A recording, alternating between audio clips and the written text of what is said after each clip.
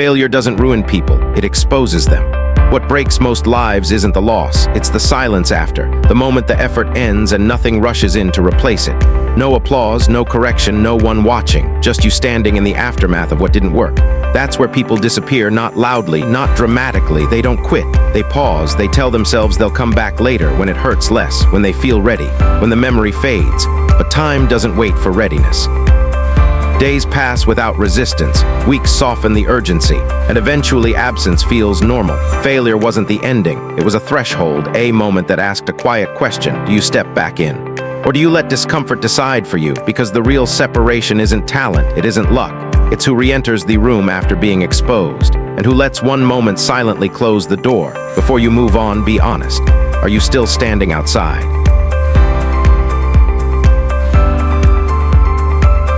You didn't avoid the attempt. You stepped in, you put your name on it, you gave it time, effort, attention, and for a moment it felt possible, like this time might break the pattern. Then something shifted, not enough to destroy everything, just enough to unsettle you. So you told yourself it was fine, that you'd return later, that you'd start again once the dust settled.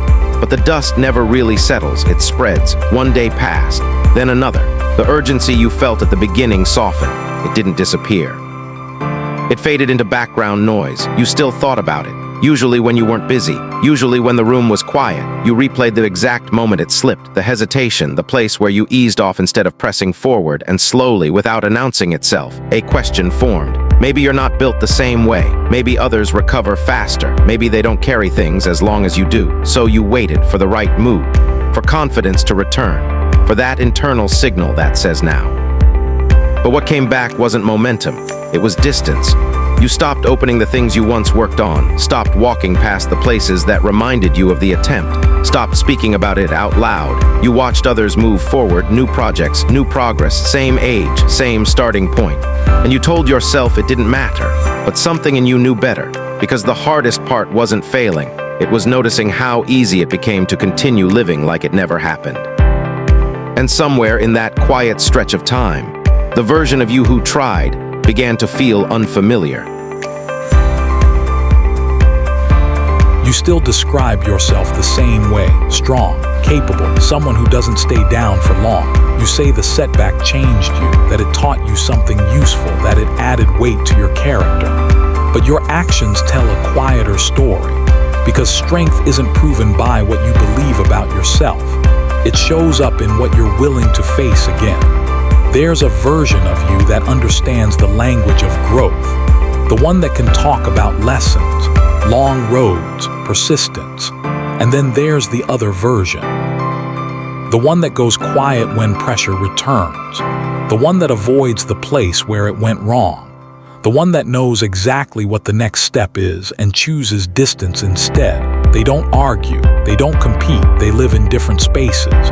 One stays where things sound good, the other stays where things feel safe. And every day, one of them makes decisions for both.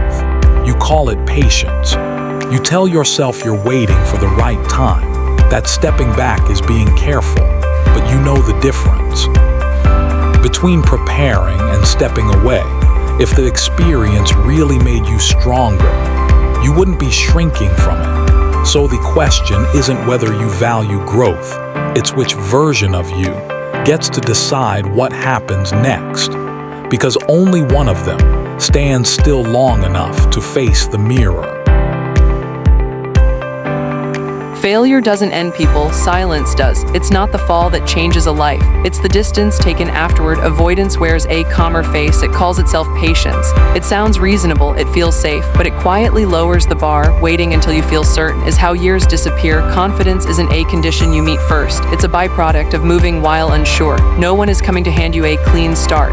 There's no moment where the past is erased and the path suddenly feels clear. What happens stays, what matters is what you do next. This is the point where things separate. Failure isn't a stop sign, it's a filter. Some pass through marked but still walking, others turn away and spend years explaining it. It doesn't care about talent, it doesn't respond to intention, it only asks one question. Will you step back into the place that tested you? Because the height of your future isn't set by the fall, it's set by the response. Stop trying to protect yourself from the next mistake. That instinct keeps you frozen. The only decision that matters now is how quickly you step back in, return before you feel settled. Return while the memory is still uncomfortable, return without explanation. Do the work when the drive is gone, when the excitement has drained out of it, when no one is watching. This isn't about confidence. It never was. It's about order, small actions, done on schedule, repeated without ceremony. Show up while the embarrassment is still loud. Sit with it, work through it. No announcements, no speeches, no proving anything to anyone. Early hours, plain rooms, unimpressive progress. This isn't a comeback built on feeling. It's built on routine, and routine doesn't wait for you to feel ready. That moment didn't reveal weakness. It revealed weight. If it didn't matter, it wouldn't stay with you. It wouldn't surface in quiet rooms. It wouldn't return when the day slows down. This is where most people stop, not because they can't continue, but because staying asks them to face discomfort without a witness. You don't have to leave. You are not finished. This is where you're shaped. Pressure isn't a warning sign. It's evidence you're standing in the right place. Right here before confidence returns, before the path looks clear. This is the point that sets the direction. Not tomorrow, not after things feel easier.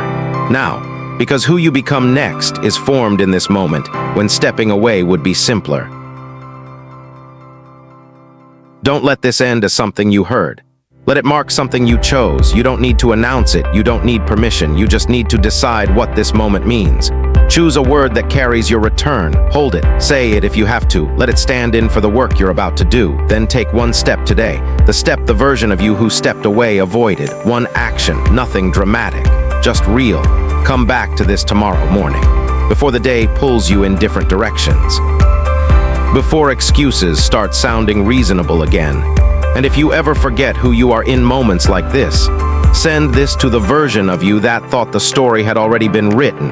It didn't end there. What happens next is what counts.